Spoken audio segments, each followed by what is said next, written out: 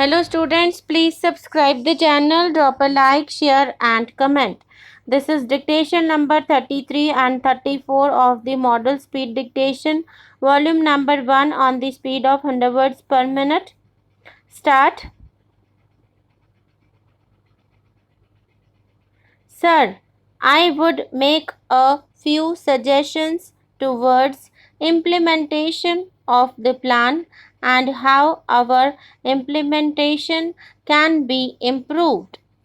First is that utilization of installed capacity should be given priority over creation of new capacity. Top priority must be given for utilizing the installed capacity, and you must not be anxious only to create new capacity. Second is the ongoing projects must be first completed on a priority basis and adequate resources should be provided for that. It is no use having too many projects and spreading our resources too thinly so that none of them is completed and we do not get any production. The third is top priority should be given to power generation because many of our industrial projects and undertakings today linger on because of power shortage. My next suggestion is that projects which take long periods for maturity must be given a second priority. The finance minister has diagnosed the malady very correctly. But having done that, what has he done to implement it? Has anything been done to check the cost push inflation, to reduce the cost of production? I submit nothing has been done in this direction. On the other hand, we find that there has been an increase in the cost of fuel, oil, electricity, coal, steel, and all other raw materials. There has been an increase in the cost of transport, both rail and road. The credit, which has become one of the important inputs, is becoming more and more costly.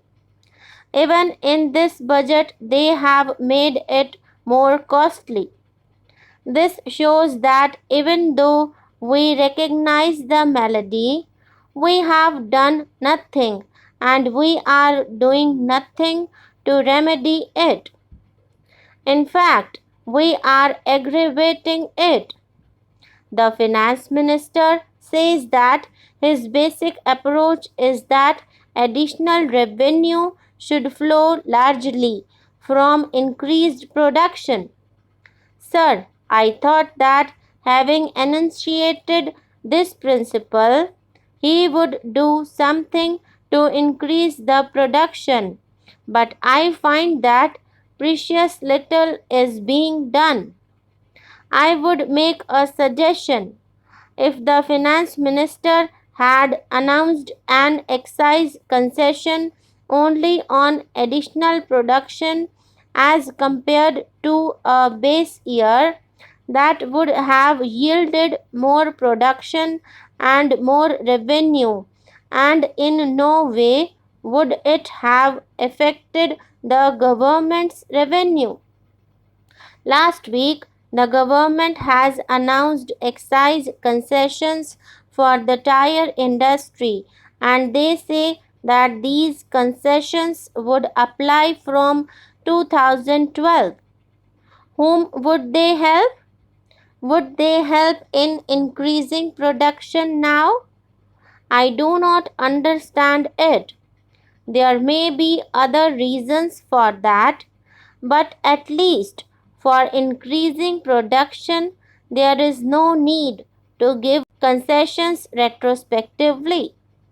Now, sir, I want to give my particular congratulations to the Finance Minister for a very necessary amendment he has agreed to, and that relates to the amendment of the Estate Duty Act. This is a very good and much needed reform because in many big towns and even small places, the price of land, flats, and buildings has gone up considerably. Mr. Chairman, thank you for giving me the opportunity to participate in the debate on the appropriation bill. Sir, while we are debating on this important matter, there are only 15 members in the House. What I feel is that in such important matters and when such important bills are passed, more participation by the members should be ensured.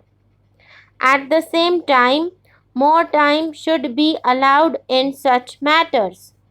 Sir, it is really a sad thing that today we have seen an announcement that the bearer bonds scheme is going to be suspended with effect from tomorrow evening, that is from 30th April evening. The implication is that after the Supreme Court case is over, there may be a chance that it will be revived again. But there is nothing wrong in accepting failures for such schemes. Today, I was going through the Estimates Committee's report. They have found fault even with the two previous voluntary disclosure schemes, and they have even suggested to the government that the persons who have once declared themselves under the two earlier voluntary disclosure schemes should not again be given the opportunity to declare and participate in this scheme. Perhaps the same thing is what they would say about this bearer bonds scheme later on when they review this scheme in the course of their activities.